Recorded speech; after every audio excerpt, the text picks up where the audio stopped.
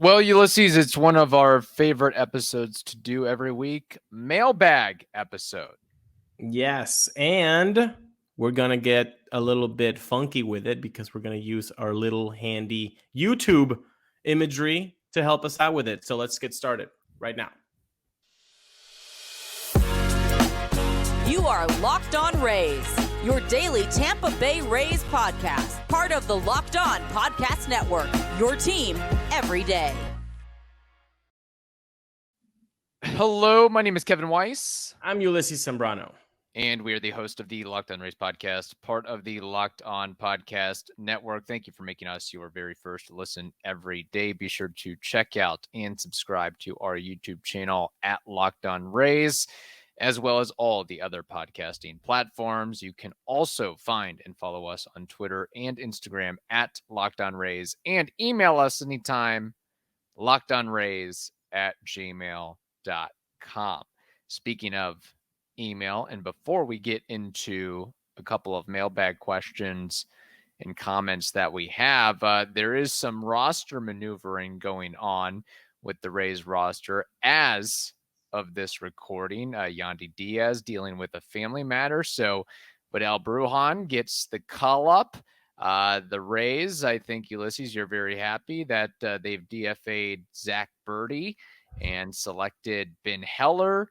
And then they also sent, Littell to the IL. Did I catch just about everything over the course of this afternoon? Yeah, basically cranky shoulder for Littell.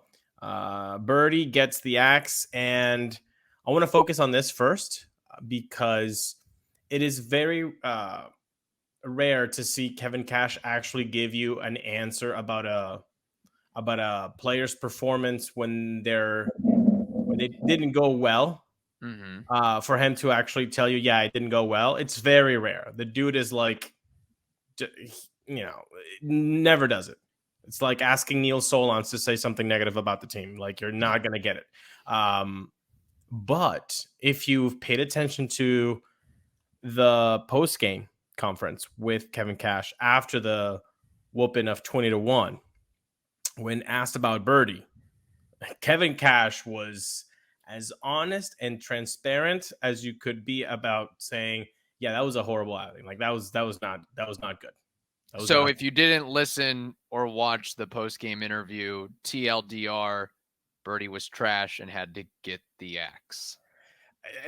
I couldn't remember the last time Kevin Cash was so honest about a player's negative performance on the field. Well, when you lose 20-1, I would feel like the honesty probably starts to show a little bit. I would hope so. Truth serum starts to reveal its colors. If it doesn't at 20-1, Kevin, when does it? So no, it was so honestly, as a fan, I'm like, okay, thank you. Thank you for being honest. Thank you for speaking like we are feeling right now. So unfortunately for Zach, that sucks. Hopefully he gets to be picked up by somebody who might need his services. If that's the Rays, then let it be the Rays. Littell, cranky shoulder, you mentioned. Yandy, family matter. Hope everything's okay. Hope everything is okay with him. And Vidal Brujan getting the call up, which is very cool. But Ben Heller, man. We talk about the bullpen. We talk about, is it a worry? Is it a concern? Is it nothing to think about? Well, Ben Heller is another bullpen piece. And I'm loving this turnstile operation that the Rays have got going on here, man. In other words, if a guy can't spit it, he gets the axe and they check in on somebody else, like Amazon drivers. If you show up late or you miss a delivery, you're fired. We move on to the next guy. Basically. Tell me honestly right now, in your opinion, who are locks in that bullpen that have job security right now on May 24th at 8 p.m. as the Rays are beating the Blue Jays 5-1 in the bottom of the 5th inning, Kevin? Or not, actually top of the 6th. So who are the locks in the bullpen for you right now that have job security? Jason Adam and Pete Fairbanks.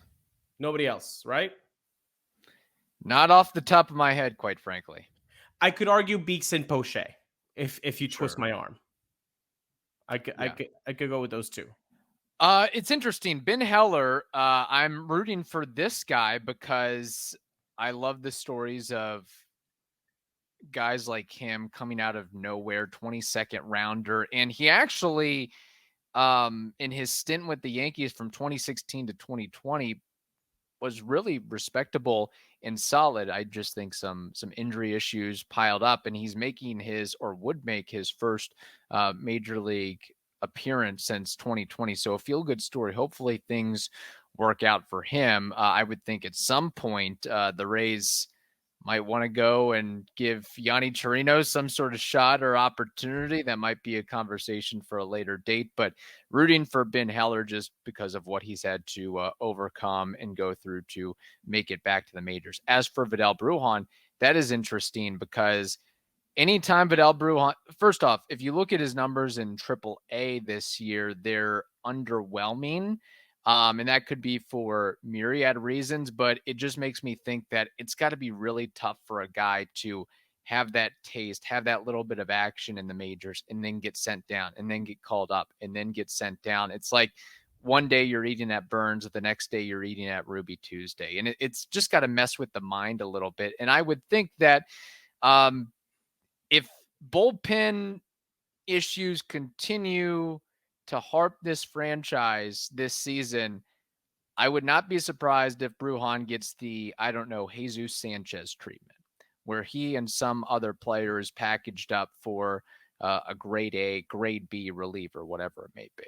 He's not, he doesn't have job security either. I think he and Jonathan Aranda could be packaged into somebody like a Nick Anderson was in 2019, like Jesus Sanchez did. I love that you bring that because there's been a lot of talk about, you can, if you really want an A-type bullpen guy, you need to go with Manzardo, Mead, and Bradley. Like, I get where you're coming from. Yeah, that's like if you want Hendricks or somebody like that. But is there not a Nick Anderson out there? Of course there is. And the Rays can find that guy.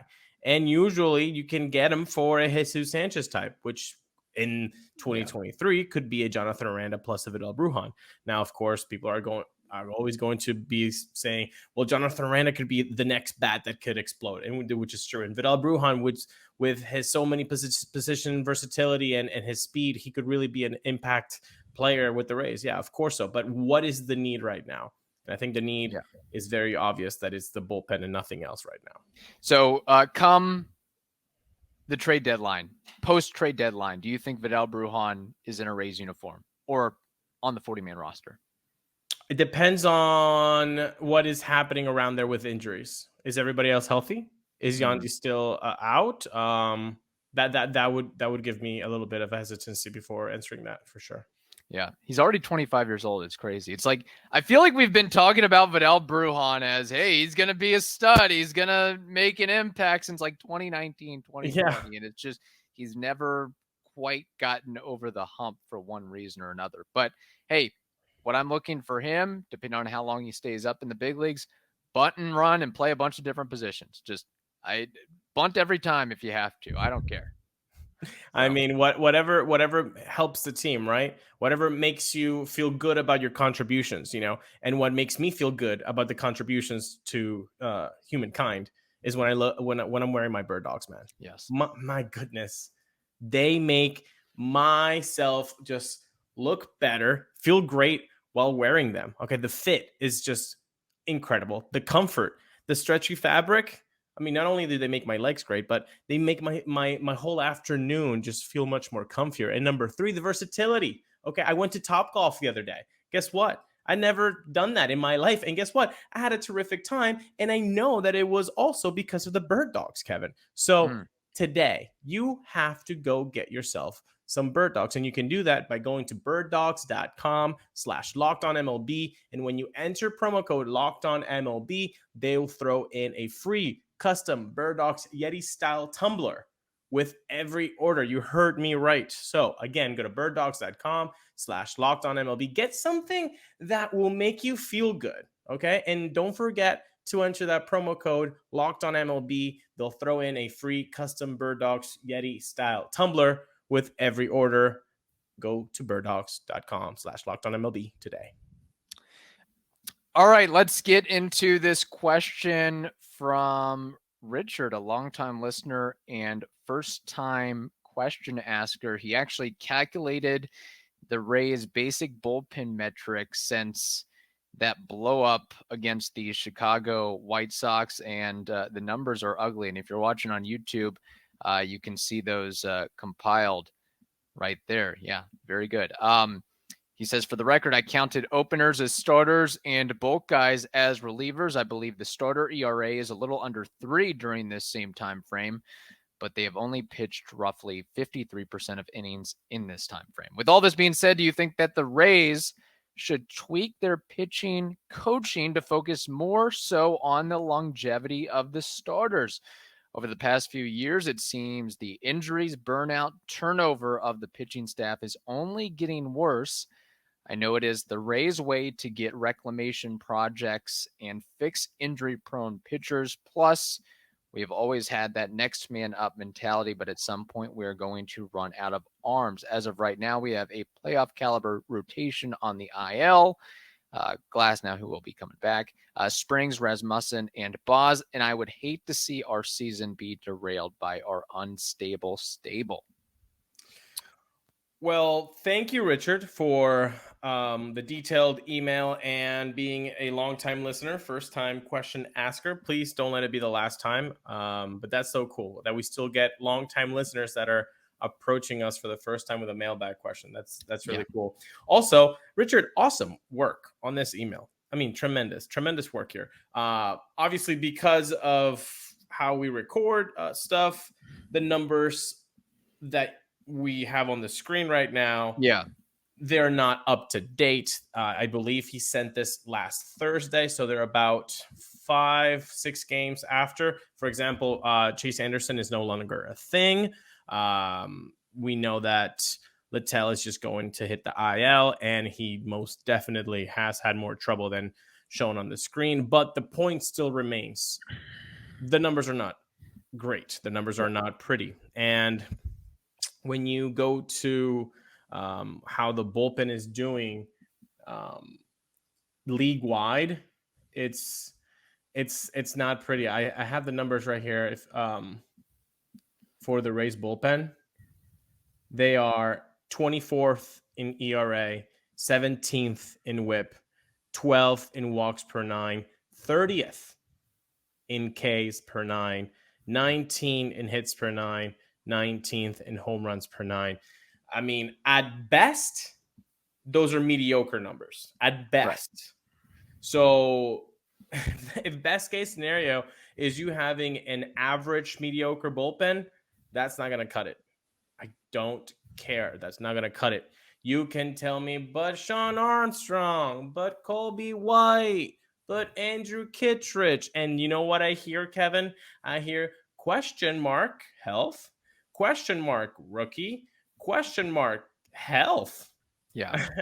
I mean, I don't hear anything else but that those three guys are not locks. And if anybody's telling you that they're locks, they're lying to you. They are lying to you. So yeah, I think that this is the biggest / only issue that I see right now with this team. This team is tremendous. I mean, the hitting is fantastic. The starters are great. It's the bullpen that really should be getting the spotlight. But then again, like I said in the first segment, I'm loving what I'm seeing from the front office. Make it a turnstile. Again, job security.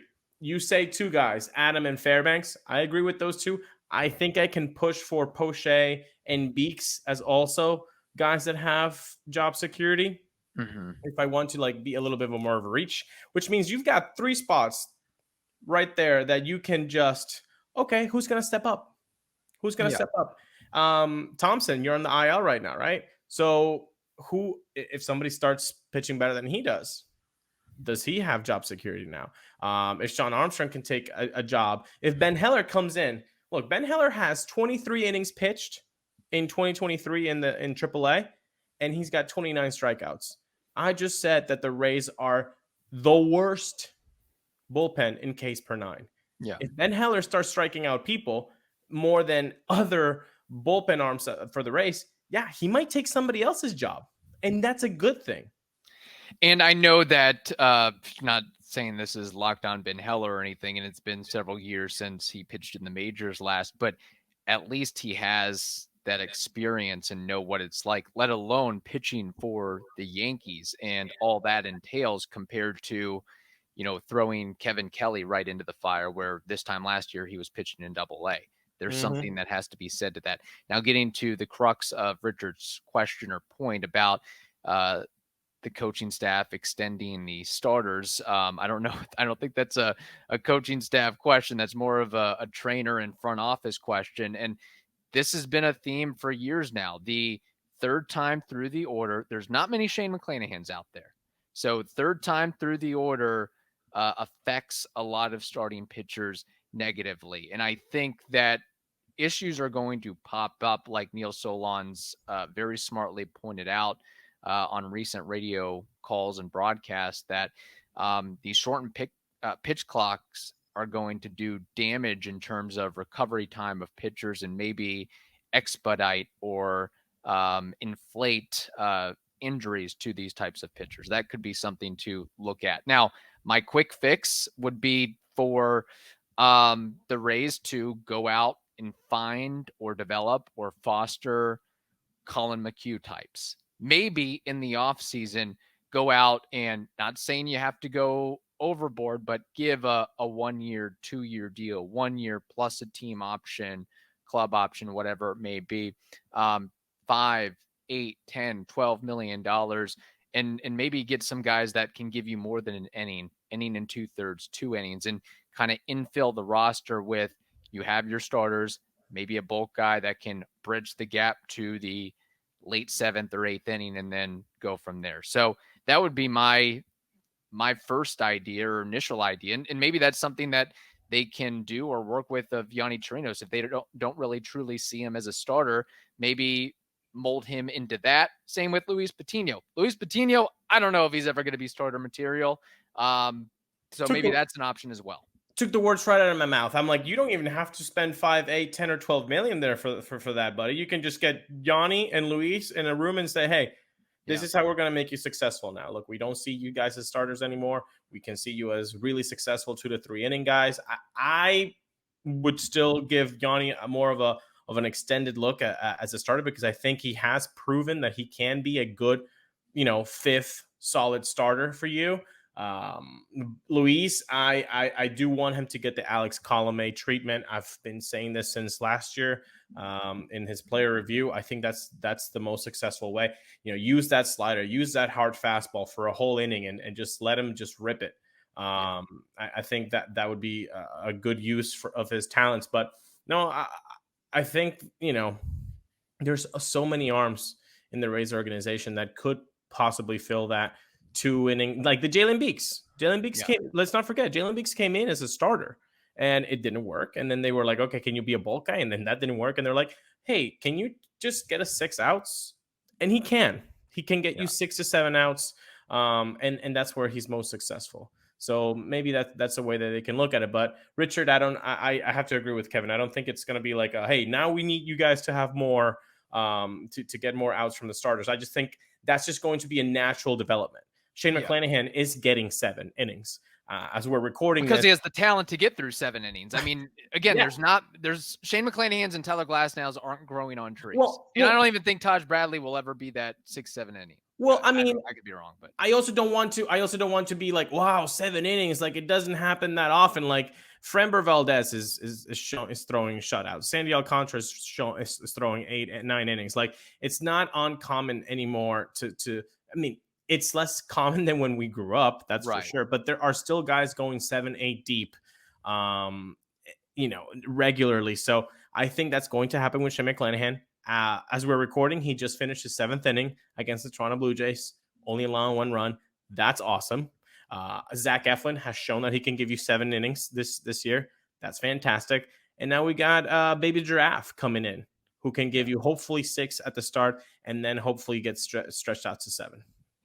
Yeah. So, and the Rays have done so well with the bullpenning strategy. It's like, if it's not broke, if it's worked for us year in and year out, why change it? And now they're they're kind of experiencing that first hiccup and that first hill that they have to climb and work through and get through. So it'll be interesting to see how they adjust and bob and weave through that. And who knows, maybe we could be wrong, and maybe the Rays are banking on, just look at the reports, the proprietary reports that we have on Colby White and Andrew Kittredge and Sean Armstrong. They're going to be our saviors. That could happen. Wouldn't necessarily bet on that. I think they're going to need more greater options, but maybe that is their plan, to see what they can do and go from there. Again, could it happen? Yeah. Colby White, Andrew Kittredge, and Sean Armstrong could be the saviors for those bullpen. Of course it could. But what's the confidence level that that's going to happen? How many green skittles would you put that those three guys are just going to be locked down? That's the question. And the answer for me, at least personally, is I wouldn't put that many green skittles on that being the case. Well, speaking of green skittles, brings up a good point. Rocket Money. It's a personal finance app that finds and cancels your unwanted subscriptions, monitors your spending, and helps you lower your bills all in one place, so you can have more of those green skittles in your pocket or wallet. Over 80% of people have subscriptions that they forgot about, and chances are you're one of them.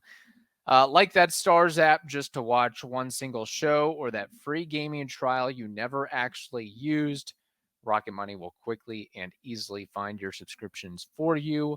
And for any that you don't want to pay for anymore, just hit cancel and Rocket Money will cancel it for you. It is that easy.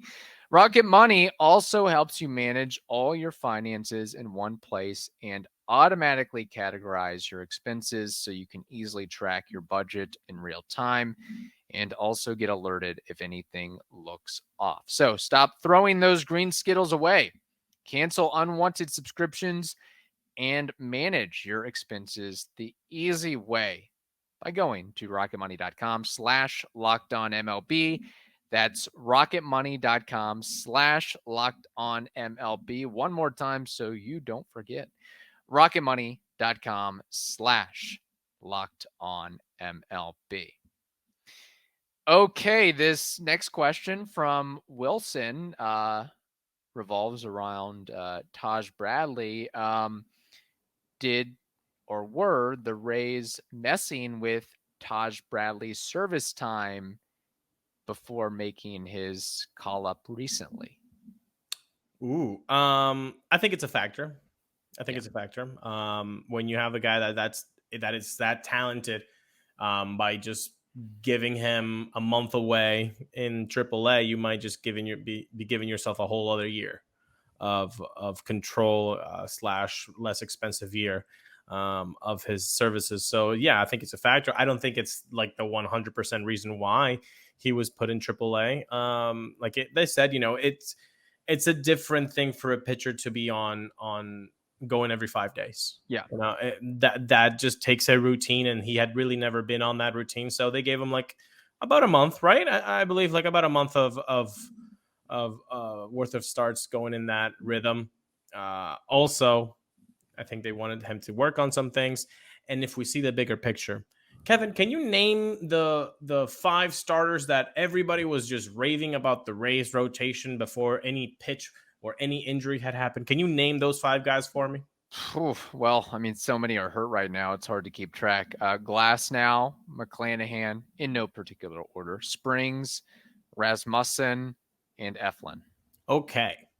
Now, if you were to say number 6 and number 7, who would number 6 and number 7 be? Oh, maybe Yanni Chirinos and Luis Patino. Yanni Chirinos, Taj Bradley. Do we forget the lefty with the beard and the soft stuff? Oh, Josh Fleming. Okay, so I was never considering Josh Fleming as a starting pitcher. Well, the point is, so you got Yanni Chirinos, who has made starts, Josh Fleming, who has made starts, so that's 6 and 7. We threw in Patino because he had the background of being a starter with the Rays as 8. Bradley was essentially number 9 in the depth chart. So we also have to remember that when he wouldn't be throwing this many innings if those injuries hadn't happened. So I know everybody's excited to see Bradley because, he did so well in his first 3 starts. Even in the 4th start, I think, he kept the team in the game. 4 innings, 80 pitches, 4 earned runs. Not the best case scenario, but with the offense that you have in 2023, that's not a lost game. That's not a lost cause, even though it was managed like one. I think the expectations for Taj Bradley just have to be a little bit. Let's simmer down. Down. He's literally 22 years old. Why are we really expecting him to look like Shane McClanahan right now? Well, I think that's part of it. Is we've gotten Rays fans. Everybody has gotten spoiled by the talent level of the arms that the Rays have had, like Shane McClanahan, Tyler Glasnow when healthy, and some others. And Taj Bradley has the status of being the number 1 prospect in the Rays organization, and they expect him to come in right away and be like Shane Baz, for example. If we're comparing, Shane Baz to Taj Bradley, I think stuff-wise and development and refinement, I think Shane Baz is way ahead of the curve, or was ahead of the curve at the time of his debut compared to Taj Bradley. Agreed. I still don't think Taj Bradley is a finished product. Not saying any pitcher is a finished product by any means, outside of maybe Shane McClanahan. But when Shane Baz made his debut, I was blown away. I was wowed. Taj Bradley makes his debut. I wasn't overtly impressed. It was yeah, he's good. He's solid. Got to work on his secondaries. Let's see if he can keep it going deep into games, and let's see if he can keep it up for an entire year. So I don't know. I just I want to see more. I'm just not blown away by Taj Bradley. And maybe part of it is because there was so much hype surrounding Luis Patino. He gets up, he struggles. He didn't have the secondary stuff to complement his fastball. And you see where he's at right now. And you hate to see that happen to Taj Bradley, where he struggles early on, doesn't have time to work on the curveball, whatever it may be. And he just never really finds his place or his footing. Not saying that's going to happen, but I'm not expecting him to be the savior of this rotation going forward this year. And I think some Rays fans do think that he's going to be the savior, which is just completely wrong. He's going to be, development-wise, he kind of fits in between Luis Patino and Shane Baz when they made their debuts. He's not as seasoned as Shane Baz. He's not as complete as Shane Baz, but he's also not as, raw as Luis Patino was when he made his debut with the San Diego Padres. He's right in the middle. I feel he has the stuff to be just a number 1 starter for any team, Taj Bradley. But I feel like the expectations for him from the fan base needs to be, hey, can you give us a solid number 4? Can you be a solid number 4? And I feel like I would be happy if he puts up number 4 starter numbers. I feel like 90% of the Rays fandom would throw rocks at me after or at their screen right now when they hear me say that. They're like, how dare you? Taj Bradley should be throwing like an ace. He's literally 22 years old. A year ago, he couldn't legally drink.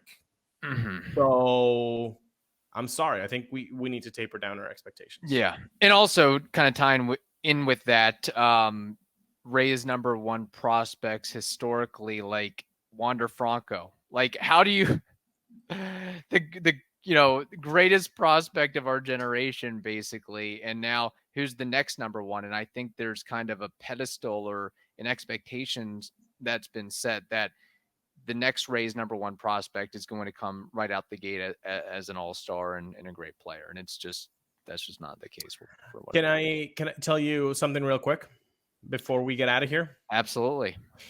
Jason Adam opens the 8th and serves up a solo home run to Mr. Biggio. So it's now 5-2 in the 8th. So the bullpen again gives up another run. Does it matter? Let's hope not. We won't know. You guys know already when you're watching this. You know what happened. So hopefully nothing happened. Well, you can't say that the Rays aren't on brand. They're keeping with the theme of bullpen blow-ups. Yeah. So there it is. All right. Hope you all have a wonderful day. Stay safe, and we will talk to you tomorrow.